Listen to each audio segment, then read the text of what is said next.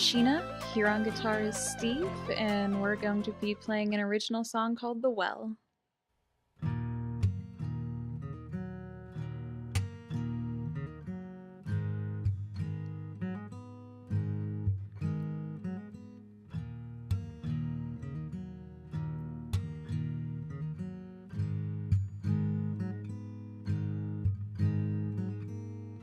Oh, my old lovers are drifting away. All these wounds have long since healed. Those faces all have blurred. This time I learned my lesson. This time I heed the call. You won't catch me sleeping. You won't catch me at all.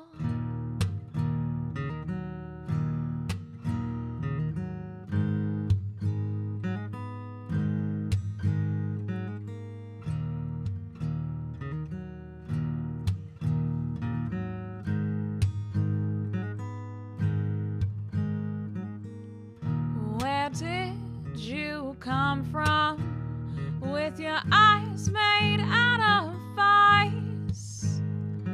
Skin that's cool to the touch, your lips melt into vice. I thought I knew the answer. I thought I'd get away. It's too soon to be certain, too late to be afraid.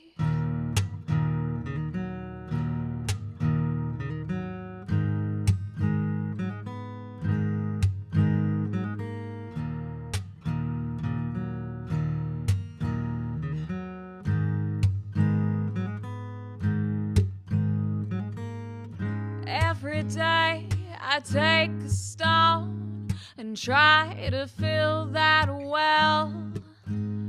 But every time I do, I know I can't erase your spell.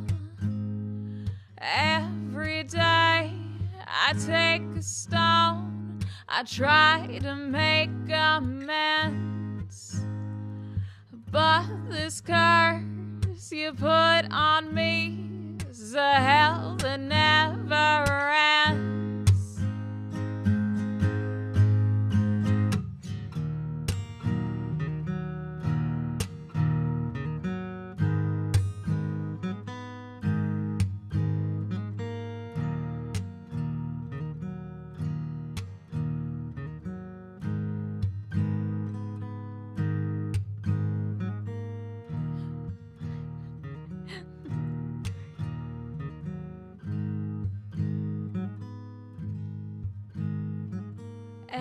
Everyone's connection, it changes with the tide.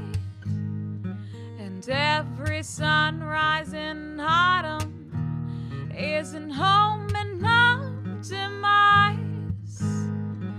Mine may not be special or unique enough to tell.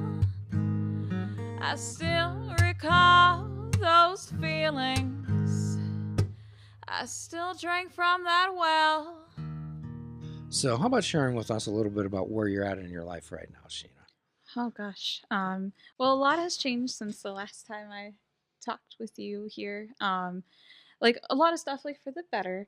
I had like a really like renewed sense of confidence like this past spring and started doing a lot more, and I started submitting like more of my pieces to like magazines to be published, and I submitted my chapbook to be published. For those of us who are unfamiliar or maybe aren't avid listeners of everything that we put out there, could you explain a little bit about yourself and what you do? I consider myself primarily a writer. Write mostly poetry, though I was like a born fiction writer, and I wrote fiction for years. It wasn't until college that I started doing poetry, and I found it like a really good way to like explore my feelings and emotions and work through like really difficult things. then like for a while recently, I've been feeling like more comfortable, so I've been going back into fiction and been like swaying in between that. I don't know. I like to express myself creatively, um, but I'm also like a really busy person, which makes that difficult sometimes. I work at a library and I work with kids, and I work with Girls Write Pittsburgh, which is also working with kids. We are a small, fiscally sponsored project by New Sun Rising. Saw a flyer for it at the Brookline Teen Outreach in 2016, right before I finished grad school, and I ended up being the first volunteer that Vivian had for it. Um, just focusing on free and accessible creative writing classes for girl identifying and non-binary teens and preteens. Um, I just started like with Vivian, like running the first workshop, which was in Brookline, and it's since expanded to like I think like 4 or 5 weekly workshops. I do the weekly workshop in Millville, but I'm also now the events coordinator, so I run a bunch of like pop-up workshops all across the city. Pop-up And workshops. yep, they're just one-off workshops in neighborhoods where we don't have a weekly presence yet. So it's just kind of a like, hey, here's an opportunity, like a free writing opportunity, and if you're interested, you can learn more. Perhaps for some folks who are unfamiliar with some of the language, when you speak of non-binary, could you explain that, please, to some of the folks out there listening? Well, it's genders generally like it's not black or white. It's not male or female. It can be a mix, or it could be neither or anything. Like so, initially like for Girls Write Pittsburgh, we did focus like our language specifically like for girls, and then it's um kind of moved into like girl identifying teens because we wanted to be more inclusive, but also there's a lot of young non-binary writers who don't really feel recognized or respected in the city, so we also wanted to be a home for them. So we've since like expanded like everything, and actually this past year we started Rainbow Writers in East Ah, Liberty, which is just an LGBTQ weekly workshop. And it's just like if you are anywhere on that spectrum, you're invited to come write with us. Yeah. so how does that deal with your life? How does that affect you? Tell us about that.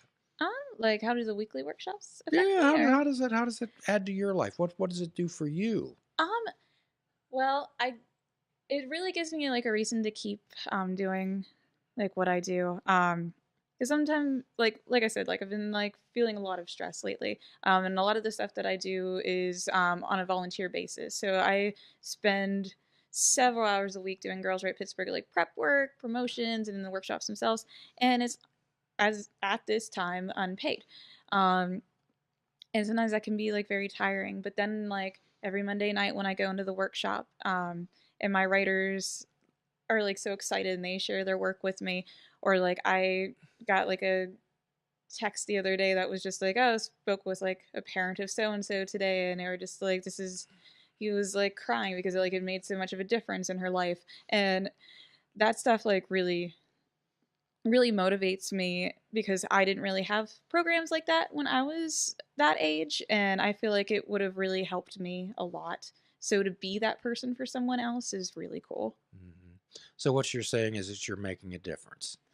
I sure hope so. Well, I believe that you are. So seeing the light come on in somebody's eyes is extremely gratifying. Hmm.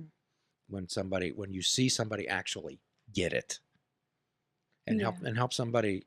And I know that you're a wordsmith, and I've read a lot of your work, and it's excellent.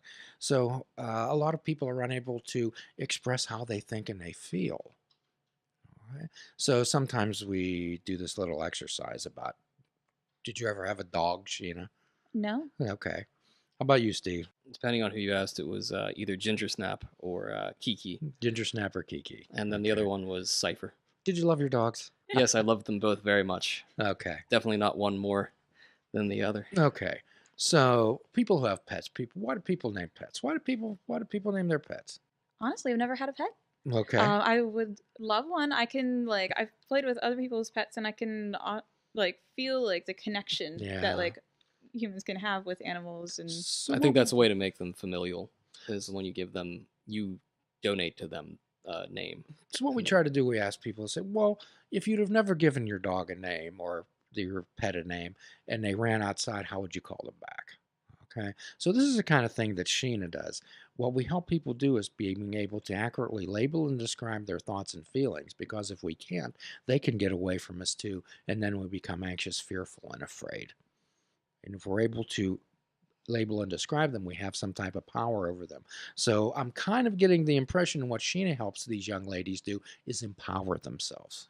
I mean, that is definitely one of the goals of Girls Write Pittsburgh is to empower and encourage and educate. So our primary focuses, and it's um, it's really helped a lot, especially like with courage to write and to share that writing, because it takes a lot of courage to share your feelings like that. And it can take a lot of time with some writers, and like in the workshops or just like in general. It took me a long time to be willing to share my work, so it always like I always really admire it whenever like a writer like that's very young does that. So courage is the ability to deal with fear. Okay, everyone has fear. It can be healthy. It's all emotions are neither good nor bad. It's what you do with them. It's a reaction that you have to them. Okay, so how do you encourage? So what you're talking about is encouraging and supporting these folks to deal with the fear. So tell us about that when you're working with somebody. It just takes time. Like everyone's a little different. Because I've noticed this like working at the library too, like with the kids, that it's just like a gradual like first you have to get to the point where they actually like believe what you're saying and like respect what you're saying, because otherwise they'll be like, ah, just an adult like saying like platitudes. Um, but yeah, like building a relationship with them is the first step, and then to kind of listen to their doubts and their fears, and in the most polite and encouraging ways possible, challenge those. I like that word. Yeah, like, and if you ask them like, why do you think you suck? Why do you think a C is a bad grade? Why do you hate this poem? Like, and then they have to like think more about it. Like, it really opens up their thinking, and I've noticed some like good changes from that. Well, what we always try to do is help people separate a person from behavior. Okay. I'm not good enough. I can't do this. Sheena, I'll never be a good writer. Okay. So that those words come from somewhere, and it Mhm. usually doesn't come from them. Okay. So most people they need encouragement and support in their lives, Steve. Okay. I've ran into a lot of young people, young children. They come to me. I said, well, tell me about yourself. Oh, I'm a bad boy. So I said, well, you're a bad boy. How do you know you're a bad boy? And generally, what do they say to me? My mom told me that. My dad told me that. So, how many young people get this negative reinforcement rather than the positive reinforcement? To say that it's okay to say, I love you, Johnny. However, the behavior, so it's okay to say to these young ladies or the people that are writing, I love you. You have a lot of spark. However, the writing, how can we work with that? How can you and I work with that? So, do they compare themselves to you? I'm sure a lot of them have read your work. Um, No, they usually like ask me like lots of questions though, like about things, because they want to do the same things as me. Yeah. There's never been like, at least like from what I've noticed, a competitive kind of thing. It's more about like, oh, so like how can I do that when I'm your age, kind of thing. So no, there hasn't been like any like particular comparisons, but I'm always like down to answer questions. I try to be as honest with those questions as possible, because there are a lot of like answers that are right answers, but are not like actually right answers. Like I feel like lately I've been feeling really weird about like telling people that yeah, you have to go to college. Yeah, like like even especially like if you're like a writer, an artist, it can be a very positive experience, but there are other paths, and I don't want to pressure them and the things that like I've heard were the right things to do and to encourage, and I want them to explore and learn and everything like that, but they don't have to follow one single path. So that sounds like the concept of fishing without bait, okay? The whole thing is that you don't have to do anything. What we help people to do is to explore possibilities rather than set certainties out there. We ask people to have beginners' minds, not these experts' minds, okay? And so well that's what we try to do. What are the possibilities? We try to open doors for people, and it's up to them to choose whether to walk through them or not. So that's what you do. You present possibilities. Well, here's what worked for in my life. However, if you care to pick up on any of that, great. That's a really wonderful thing that you're doing. So what you're doing is you're telling us that you're modeling behavior. Yeah, I Have you ever guess. considered yourself a role model, Miss Sheena? It depends. Well, it's one of those things where just like I don't know if I necessarily want them to model my behavior. Like, yes, 7 years of college did get me here, but 7 years of college also got my card declined at Wendy's today. So, like, it's my path was not the easiest, and it's also not it's not the most amazing and stellar When I'm talking option. about modeling behavior, we're not talking about being this stellar type of artist or being adulated by many people, being worshipped. Oh my God, there's Sheena. I would just want to be like her. No, it's dealing with adversity. It's dealing with adversity, being realistic, okay, and saying that you can't stuff enough rainbows and sunshine and good intentions in an envelope to pay the electric bill. Okay, and I think that's a type of real life solid message that you can get across to people. That's, most people shout off right. I know the Facebook, all this stuff. It's like rainbows and butterflies stuff. All right, but what we try to impress upon, and I think that flowers don't compare themselves to other flowers. They bloom. They bloom, and I think the idea is to help people bloom, put it in an environment where they can succeed, and also to prepare themselves should they fail. One of the worst things we can tell people, Sheena, is everything's going to be okay. Oh, it's going to be all right. Oh, I know you're going to meet Mr. Wonder or Miss Wonderful. I know you're going to pass that test. I know you're going to get that job. You know what? Things may not be okay. Things may not be all right. So the deal is how do we deal with that? That's what we try to help people with. So in the 12-step world, I'm sure you've heard this maybe saying, Steve, God doesn't close one door without opening another. You ever heard that saying? I've heard that one. Or the However, window, in the 12-step world, what we say, it can be hell in the hallway. So that's what we help people do, is traverse the hallway, because that's what a whole lot of life is like, in the hallway. So tell us about that, Sheena. Tell us about you traversing the hallway. Well, I mean, if you're talking about like traversing, are you talking about like traversing like obstacles? Like, Yes, obstacles in your life. How do you deal with adversity? Because many people deal with it. And we kind of live in a world right now where we're kind of taught that we shouldn't experience any type of discomfort at all. However, there is. So the thing is, how do we deal with that? I'm still trying to find like the healthiest and best ways to do that.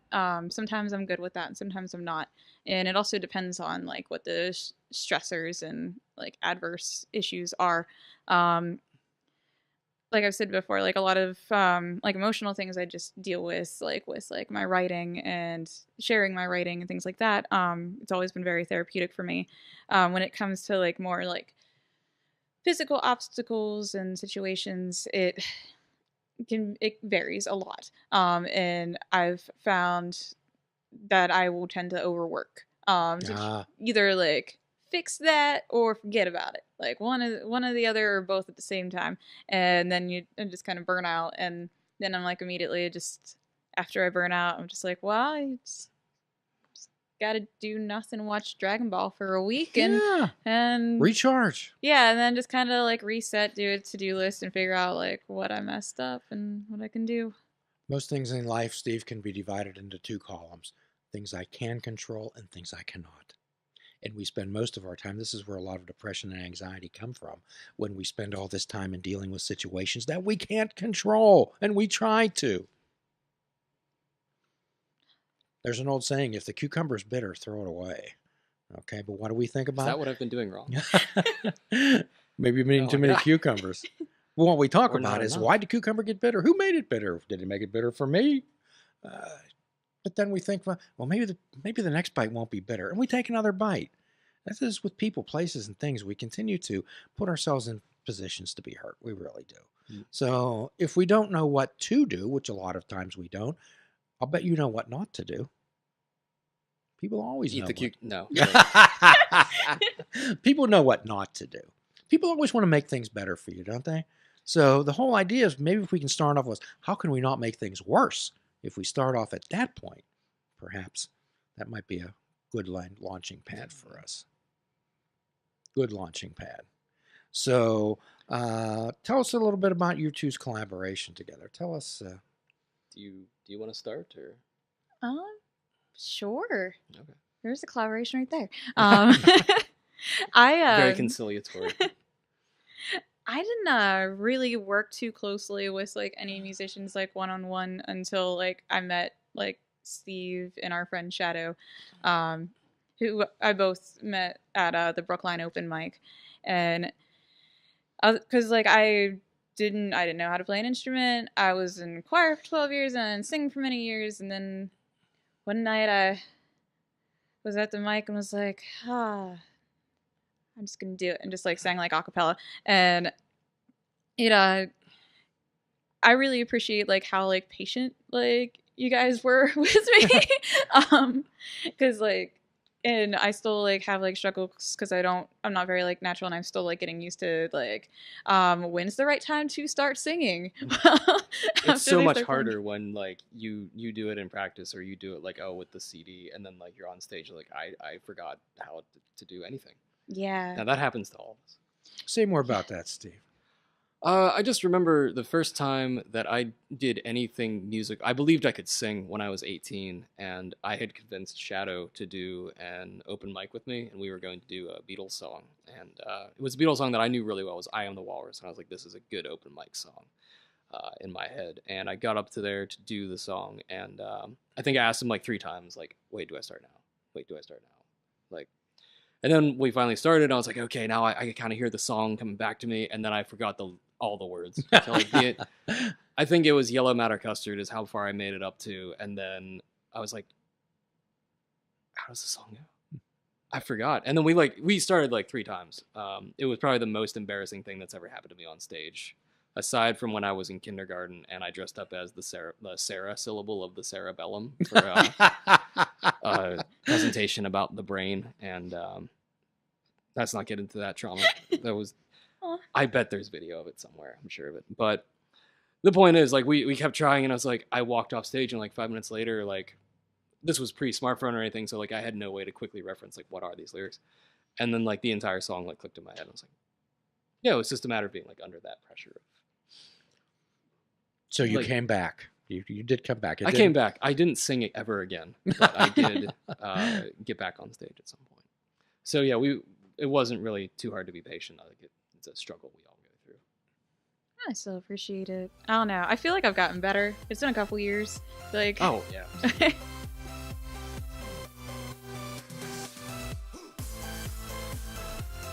Please check out our website at fishingwithoutbait.com, where you can listen to the show, comment on our discussions, and find out where you can subscribe to our podcast. If you're interested in flying the colors of Fishing Without Bait, click the shop icon on our website. We have clothing, mugs, cell phone cases, and so much more. Show the world that you fish without bait. This show is a member of the Sorgatron Media Podcast Network. Find out more at sorgatronmedia.com.